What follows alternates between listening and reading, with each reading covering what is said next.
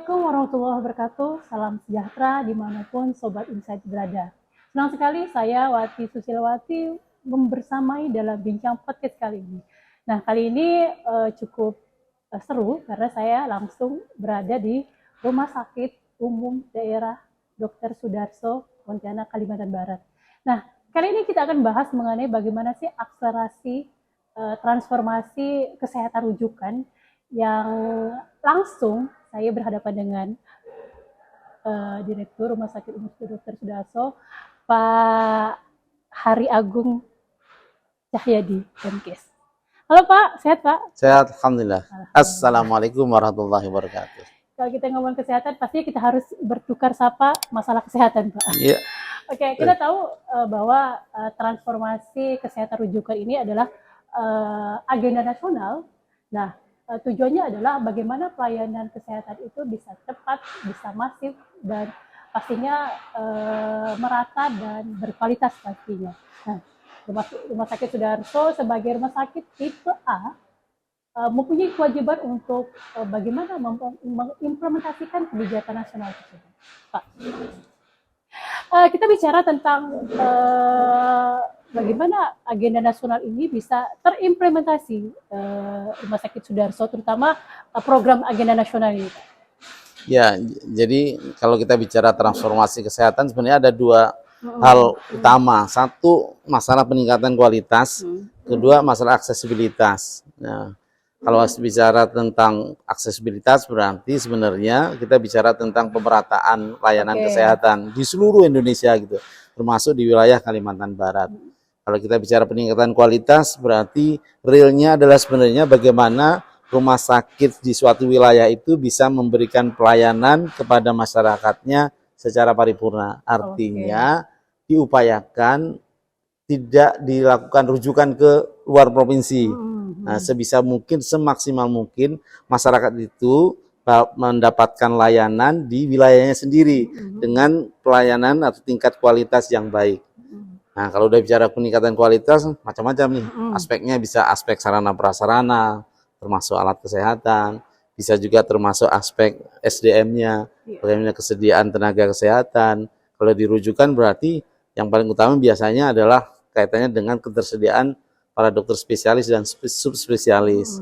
Nah, ini yang saya kira dalam kurun waktu 5 tahun ya, dari 22 sampai 2027 pemerintah Indonesia bersama pemerintah daerah itu melakukan percepatan terhadap dua hal ini.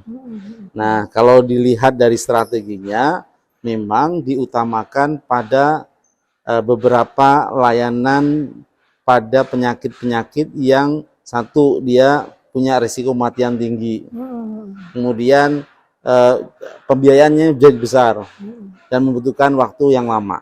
Nah, ini yang tiga hal ini yang kemudian diterjemahkan, oh ternyata penyakit-penyakit tersebut adalah penyakit kronis. Satu misalnya kanker, jantung, stroke, uronefro. Nah, ditambah dengan kesehatan ibu dan anak yang jadi masalah sampai saat ini. Tapi sebenarnya masih ada beberapa lagi, sampai 10 sebenarnya yang disebut dengan layanan prioritas nasional. Tetapi dalam kurun waktu 5 tahun terakhir ini memang diutamakan pada 5 itu. Mendominasi penyakitnya.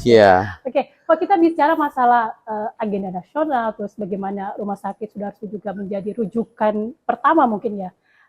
Nah, kita kan bicara mengenai masalah kesiapan nih Pak. Nah, bagaimana kesiapan Rumah Sakit Dr. Sudarso untuk menghadapi katakanlah agenda nasional, tapi juga segala macam yang harus disiapkan. Kayak SDM-nya harus siap, infrastruktur alat kesehatan juga siap. Pasti di situ akan bicara prosesnya, Pak. Nah, bagaimana kesiapannya sejauh ini, dan mungkin bicara tantangan juga bagaimana untuk menghadapinya. Ya, jadi masing-masing rumah sakit yang sudah ditunjuk sebagai layanan tingkat utama di masing-masing provinsi, itu memang starting point-nya juga berbeda-beda, karena kondisi sumber dayanya juga berbeda-beda. Nah, khusus di Kalimantan Barat ini tantangannya memang kita besar ya. Satu, masalah SDM. SDM ini kalau rujukan berarti para dokter spesialis dan subspesialisnya. Nah, kalau tidak ada berarti harus kita sekolahkan, gitu kan. Belum lagi adalah beberapa sarana prasarana, baik itu fasilitas gedungnya maupun peralatan kesehatannya yang juga harus terus dipenuhi. Nah, selain itu juga berbagai faktor lain, faktor pendukungnya, tenaga pendukungnya, tenaga itu bukan hanya dokter spesialis, tapi kan banyak juga tenaga kesehatan juga dibuatkan. Iya. Jadi memang akhirnya kita di Kalimantan Barat ini secara sinergi tiga-tiganya berjalan serentak ya. Baik itu yang kaitannya dengan sarana prasarananya, kemudian SDM-nya, ada dokter-dokter yang kita sekolahkan, bahkan bukan hanya dokter-dokter yang dari rumah sakit kita, tapi juga dokter-dokter dari beberapa rumah sakit kabupaten kota dan sekitarnya ya, yang juga disekolahkan untuk mendukung rumah sakit Sudarso ya. Nah, kemudian saya kira yang perlu lagi peralatan kesehatan. Nah, ini semua memang perlu dukungan yang kuat antara pemerintah pusat, Kementerian Kesehatan dengan pemerintah daerah. Nah, alhamdulillah syukur selama ini dalam melakukan kesiapan layanan prioritas nasional ini, kolaborasi antara pemerintah pusat dalam ini Kementerian Kesehatan dengan pemerintah daerah ini cukup bagus ya. Kalau seandainya peralatan itu disediakan oleh Kementerian Kesehatan, nanti sarana prasarana gedungnya itu daerah. Nah, kemudian kemudian SDM itu kemudian kita sekolahkan ya. Ada yang disekolahkan dengan beasiswa LPDP dari kementerian, ada juga yang dibiayai oleh pemerintah daerah gitu. Ya. Pak, kita tahu bahwa rumah sakit Sudarso ini kan terus berproses nih Pak. Maksudnya kita tahu dari beberapa tahun belakang ini udah mulai peningkatan sudah berproses dan berprogres. Betul. Nah pasti nih Pak ada tantangan-tantangan yang harus dilakukan, apalagi kalau kita bicara layanan kesehatan di Pontianak aja, ini kan banyak nih Pak layanan kesehatan yang katakanlah juga memiliki sarana prasarana yang juga mumpuni. Nah, bagaimana sikap dari rumah sakit untuk setidaknya menjadi tantangan dan menjadi motivasi untuk berbagai perbaikan kayak gitu? Ya, yang pertama dari awal komitmen Rumah Sakit Sudarso itu menjadi layanan tingkat utama. Jadi yang tertinggi di provinsi. Jadi memang semua rujukan yang tidak bisa dilakukan layanannya di rumah sakit jejaring kita di kabupaten kota, bahkan rumah sakit swasta pun itu nanti rujukan utamanya tetap ke Rumah Sakit Sudarso. Jadi dari awal memang kita sudah setting bahwa baik ketersediaan SDM-nya yang spesial dan subspesialisnya, termasuk dengan peralatan kesehatannya adalah yang memang menjadi rujukan utama. Nah, saat ini dari 5 layanan prioritas nasional ini kita sudah sejak tahun 2024 sampai ini awal 2025 atau pertengahan 2025 ya, mulai dari 22, 23, 24, 25 standarisasi layanan utama itu atau semua jenis layanan pada level utama itu alhamdulillah sudah kita bisa lakukan di Rumah Sakit Sudarso. Nah, sekarang tinggal bagaimana penguatan karena dengan adanya beberapa layanan baik yang kaitannya dengan jantung, kanker, stroke, uronefro dan ibu dan anak tadi, rujukannya semakin banyak nih dari kabupaten-kabupaten kota. Nah, ini yang tinggal bagaimana penguatan, karena biasanya dengan tingginya rujukan jumlah pasien yang meningkat itu, misalnya tadinya 1 alat cukup, sekarang sudah kita kewalahan dengan 1 alat misalkan. Butuh tambahan lagi. Tambahan lagi. Nah, ini yang saya kira perlu jadi tantangan juga Pak ya? Iya, menjadi tantangan tersendiri gitu kan. Contoh misalkan dulu cath lab 1 cukup untuk kategorisasi jantung. Tapi karena beberapa dokter subspesialis lain juga menggunakan, tidak hanya teman-teman yang di spesialis jantung, bisa yang di bedah torak vaskuler pakai, kemudian neurointervensi juga pakai, kemudian radiologi intervensi juga menggunakan alat itu. Jadi sehingga akhirnya ternyata saat ini sudah kurang untuk alat itu, termasuk penunjang CT scan. Dulu cukup 1, wah sekarang udah antrinya terlalu panjang. Nah, itu yang kemudian kita harus terus kembangkan bagaimana seiring dengan kebutuhan masyarakat yang meningkat, rumah sakit juga terus berkembang untuk menyesuaikan dengan kebutuhan tadi. Itu yang disebut akselerasinya Pak ya, proses dan berprogres. Kita akan bicara mengenai bagaimana daya tampung nih Pak. Kita harus realistis juga, Kita juga harus realistis juga bagaimana Sudarso ini bisa mengcover. Setidaknya realistisnya berapa persen nih Pak Rumah Sakit Sudarso ini bisa menampung rujukan dari berbagai daerah itu? Ya, memang sampai saat ini ya kita masih merasa bahwa antara kebutuhan masyarakat yang dirujuk ke Sudarso dengan ketersediaan itu masih rasionya masih kurang ya. Tetapi sebenarnya kekurangan itu sebenarnya bisa sebenarnya tidak terjadi kalau seandainya jenjang pola rujukannya itu secara bertahap itu bagus ya. Artinya begini, saat ini Rumah Sakit Sudarso dengan klasifikasi A dan rujukan layanan utama seharusnya memberikan pelayanan kepada rujukan pada pasien-pasien yang level 2 sama level 3 dalam severity levelnya atau keparahan sakitnya gitu ya. Harusnya 70%-nya ini yang parah nih 2 dan 3, sedangkan yang 30%-nya adalah sebenarnya yang level 1, masih bisa menerima level 1. Tapi sekarang kan tidak malah. Jadi hampir 50% atau 49% itu masih level 1 nih. Yang masuk ke Rumah Sakit Sudarso melalui apa? Melalui IGD. Nah, kalau dia melalui rawat jalan secara berjenjang, dia akan terseleksi dengan rujukan berjenjang tadi. Nah, inilah yang kemudian menjadi, wah, kenapa kok Rumah Sakit Sudarso penuh terus? Padahal sebenarnya akan sangat bermanfaat kalau memang disediakan pada masyarakat dengan severity level 2 3 yang bisa saja pasien itu bukan di sekitaran Pontianak, bisa di ujung kabupaten-kabupaten gitu yang memang membutuhkan yang harus dikirim ke Rumah Sakit Sudarso. Nah, ini yang saya kira masih menjadi tantangan kita.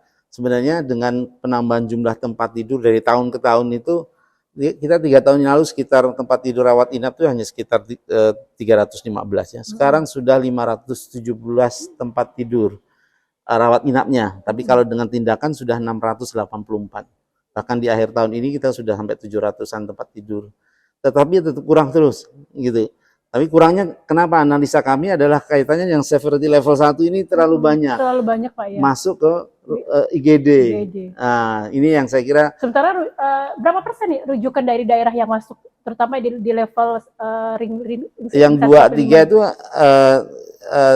kan kalau itu 49 ya. Sisanya yang 13% yang level 3, sisanya yang level 2. Jadi yang tidak sampai 50% itu berbagi antara level 2 dan level 3. Kalau level 1 itu yang 50% ini yang saya kira perlu secara berjenjang ya. Penyakit-penyakit yang tidak harus ke rumah sakit level A itu juga bisa ditangani di rumah sakit jejaring kita lainnya. Gitu. Pak, bagaimana masalah koordinasinya, Pak? Bagaimana maksudnya koordinasi agar layanan rujukan ini bisa presisi, maksudnya sesuai dengan tepat sasarannya kayak gitu. Sehingga maksudnya koordinasinya bagaimana koordinasi dengan daerah-daerah yang punya rumah sakit untuk bahwa ketika bisa ditangani oleh rumah sakit daerah seharusnya tidak dirujuk ke sini, atau gimana prosesnya atau kolaborasinya lah, katakan seperti itu. Iya, sebenarnya secara rujukan berjenjang. Apakah itu termasuk juga tantangan juga, Pak? Iya, jadi kalau rujukan berjenjang melalui puskesmas, kemudian rumah sakit kelas C, B, baru ke A itu sebenarnya ada rujukan berjenjangnya. Tapi yang jadi masalah ini bahwa justru rujukan langsung dari masyarakat sendiri. Nah, itu yang misalkan ada ambulan-ambulan desa di mana-mana yang dia langsung ke IGD. Itu yang cukup besar ya, prosentase mereka datang. Harusnya mereka itu katakan di kota Singkawang, harusnya ketika bisa dirujuk di Singkawang. Iya, cukup di Singkawang. Cukup di Singkawang, Pak, ya. Nah, bagaimana memastikan itu, Pak? Maksudnya memastikan bahwa koordinasinya antara daerah itu nyambung sehingga ketika darurat datang itu langsung dirujuknya di rumah sakit, kecuali nanti baru ke rujukan. Saya kira kami perlu dibantu oleh teman-teman dinas kesehatan ya, baik provinsi maupun kabupaten kota. Kayak perlu ngopi bareng deh, Pak. Iya, kabupaten kota, dinas kesehatan kabupaten kota juga bisa memberikan arahan kepada Vaskes Pratama di puskesmas untuk terus mensosialisasikan kepada masyarakat tentang kaitannya dengan rujukan berjenjang tadi. Tidak harus menuju yang ke ibu kota provinsi, tapi kalau penyakit itu masih memungkinkan bisa dilayani di rumah sakit daerah itu, saya kira diselesaikan di daerah itu. Nah, kemudian yang kedua sebenarnya konsep regionalisasi ya. Rumah sakit regional di wilayah Kalbar ini memang harus dikuatkan. Nah, Nah, dulu memang sudah ditetapkan ada beberapa rumah sakit regional, Sintang, Sanggau, Ketapang, Singkawang. Itu sebenarnya rumah sakit regional yang harusnya dikembangkan secara kuat untuk memberikan layanan untuk masyarakat, rujukan masyarakat di sekitarnya. Nah, sehingga tidak langsung ke rumah sakit Sudarso. Yang boleh di rumah sakit Sudarso memang yang memang tidak ada tenaga subspesialisnya misalkan, penyakit tertentu, atau tidak ada peralatan yang ada. Misalkan di rumah sakit di Kalbar ini hanya satu layanan radioterapi misalkan untuk kanker, atau kaitannya dengan beberapa layanan uronefro, PCNL hanya ada di rumah sakit Sudarso, atau ada peralatan-peralatan yang hanya ada di rumah sakit Sudarso. Nanti memang mau tidak mau mereka harus melakukan rujukan ke rumah sakit Sudarso. Oke, tadi kita bicara, sebenarnya pembahasan panjang nih Pak. Dan waktu kita kayak yang hanya 30 menit, saya akan mungkin memangkas beberapa pertanyaan yang mungkin saya jadikan gemukan sedikit pertanyaan Pak. Nah, kita tadi bicara masalah kesiapan, terus masalah bicara tantangan dan beberapa mungkin hambatan yang mungkin bisa berproses ke depan. Nah, kita bicara tentang SDM nih Pak. Nah, kalau kita bicara SDM kan kita akan bicara bagaimana kesiapan para nakesnya, dokter spesialisnya ketika kita harus masuk dalam agenda nasional kayak gitu, seperti layanan kesehatan rujukan kayak gitu. Ya, harus ada terobosan-terobosan, harus ada keberanian untuk melakukan percepatan. Contoh saja, kalau kita hanya mengandalkan tenaga ASN atau tenaga P3K yang baru, jumlahnya kan tidak banyak. Sedangkan untuk mengembangkan satu layanan yang kelima prioritas nasional tadi, dengan misalnya sudah tersedia sarana, sudah tersedia alat, kemudian yang mengoperasionalkan tidak ada, atau yang tenaga-tenaga penunjang tidak ada, juga tidak akan bisa berjalan. Tidak mungkin satu layanan hanya ada dokter spesialis atau subspesialisnya saja, tanpa pendukung lainnya, keperawatan, penunjang diagnostik, administrasi, IT dan sebagainya, kan juga tidak mungkin. Tadi memang harus kemudian harus disertai dengan adanya penambahan ketenagaan. Nah, penambahan ketenagaan ini dibolehkan sebagai rumah sakit BLUD melakukan rekrutmen tenaga. 3 tahun ini kami sudah merekrut sekitar 450 tenaga BLUD. Dari total sekitar pegawai kita ini kan sekitar 1.700 ya, 1.700 tenaga dengan sekitar hampir 300 outsourcing tadi, total 1.700. Nah, BLUD-nya adalah 450. Tenaga BEL ini sebenarnya melakukan percepatan di dalam pengembangan layanan kita, gitu, pengembangan layanan 5 skala prioritas nasional tadi. Pertanyaan sekarang adalah, apakah cukup Pak dengan dokter yang sudah disiapkan ini, terus dengan mungkin penambahan pasien terus, saya yakin setiap tahun itu pasti banyak pasien yang terus meningkat. Nah, bagaimana menyimbangi antara kebutuhan dokter spesialis terutama dengan banyaknya masyarakat yang berobat kayak gitu? Ya, sejak kita memberikan atau membuka layanan baru yang tadinya tidak ada di Kalbar, yang tadinya mereka ini dirujuk misalkan ke rumah sakit vertikal di Jawa, di Jakarta, di Bandung, di Surabaya, ke negara tetangga Pak ya, tetangga misalkan gitu kan. Ketika kita membuka gitu, berarti kita harus sudah mulai siap memberikan pelayanan pada mereka yang tadinya dirujuk. Kita ambil contoh radioterapi untuk kanker. Radioterapi kanker itu setiap tahun kita ada data catatan sekitar 500 sampai 600 pasien yang dirujuk ke rumah sakit vertikal untuk dilakukan terapi radiasi. Nah, ketika kita membuka gitu kan, nah pasien-pasien yang tadinya ke sana dia bisa dirujuk ke sini Pak ya? Bisa dilakukan di sini sendiri. Karena satu jelas pembiayaan untuk berangkat, nunggu di sana. Kosnya pasti mahal. Terapi di radiasi itu kan bisa sampai 1,5 bulan di sana, belum yang dampingi dan sebagainya. Sehingga mereka menentukan pilihannya ke rumah sakit Sudarso. Nah, ternyata dari sekian pasien itu juga ternyata berkembang pasien-pasien temuan pasien baru lagi. Nah, pasien baru lagi. Nah, sehingga memang beberapa cara strategi kita dengan alat yang sama, tenaga yang ada itu, misalkan tadinya 1 shift, sekarang kita buat 2 shift. gitu beberapa cara strategi. Awalnya satu shift aman-aman saya. Ternyata sekarang sudah mulai sudah ada perlengkapannya Pak ya, jadi tambah lagi. Dan sekarang pun kita sudah mulai teman-teman di bagian-bagian itu harus menyekolahkan juga teman-teman dokter lainnya untuk membackup dokter-dokter yang misalnya hanya ada satu dan sebagainya. Dan itu pasti akan terus berkembang.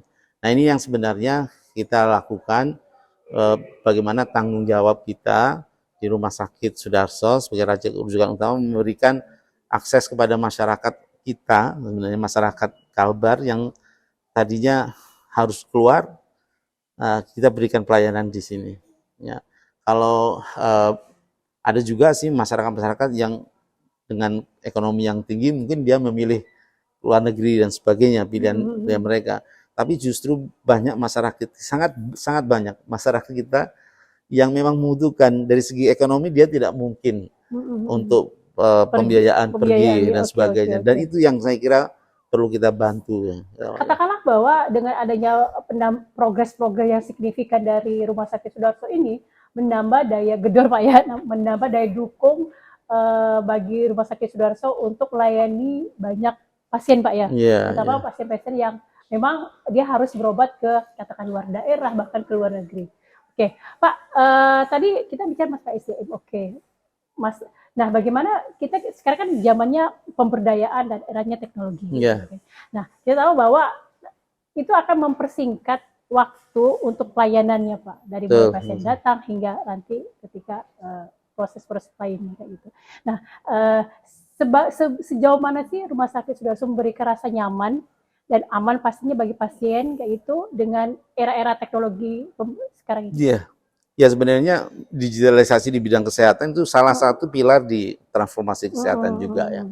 Dan rumah sakit sebagai layanan publik memang didorong terus-menerus untuk mengembangkan digitalisasi rumah sakit. Diawali sebenarnya bagaimana mengembangkan sistem manajemen rumah sakit, SIM RS-nya. Rumah sakit itu tidak berjalan secara sendiri-sendiri, tetapi terintegrasi. Bahkan integrasinya itu sekarang bukan hanya integrasi di antara layanan di satu rumah sakit, tetapi juga sekarang terintegrasi pada satu disebut dengan satu sehat Indonesia itu.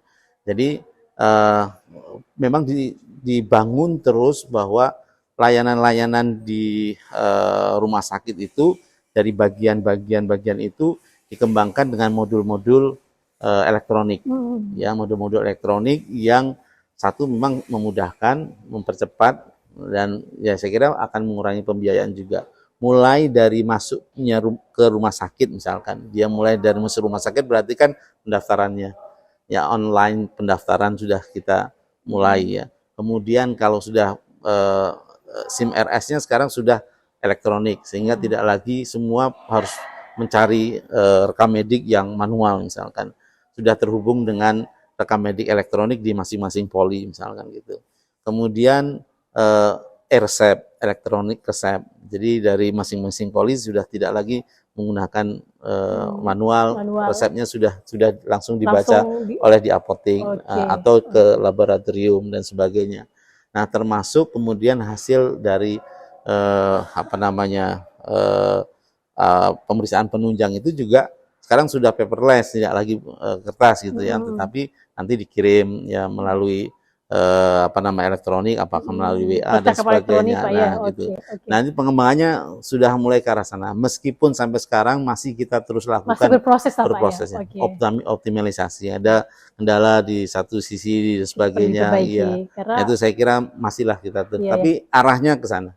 Karena kalau bicara pasca digital itu prosesnya panjang, pasti dan biaya juga mahal. Pak. Betul. Ya, Oke, Pak, ini kan katakanlah kita realistisnya adalah bahwa masih mungkin tantangan yang terbesar dihadapi Rumah Sakit Sudarso adalah mengenai masih banyaknya komplain masyarakat nih Pak. Betul. Itu kan kita bicara realistis juga. Betul. Nah, bagaimana kita memastikan bahwa dengan layanan rujukan ini setidaknya dari komplain 10 bisa ditekan menjadi 2 atau 3 kayak gitu. Nah, bagaimana memastikan bahwa masyarakat jika datang ke sini juga diberikan layanan yang prima dan pastinya mengurangi komplain-komplain, apalagi kita tahu sekarang komplain langsung media sosial kayak gitu. Ya, jadi dalam perjalanan peningkatan kualitas ya rumah sakit kita, ya memang banyak yang kemudian berterima kasih, memberikan pujian dan sebagainya kepada rumah sakit kita. Tetapi juga masih juga banyak terkait dengan komplain-komplain, terutama catatan penting kita adalah masalah kecepatan. Dari sekian item survei kepuasan masyarakat kita, yang menjadi catatan kita, PR besar kita adalah masalah kecepatan. Nah, kecepatan ini kan penyebab atau faktor penyebabnya juga ada beberapa hal ya, kaitannya dengan bisa overload pasien yang sangat banyak peningkatannya, apalagi gitu kan, musim-musim tertentu mungkin ya gitu ya. Kemudian jumlah alat kita yang tadinya saya sampaikan tadi, satu dulu cukup, mungkin setahun 2 tahun yang masih cukup, sekarang sudah tidak cukup lagi.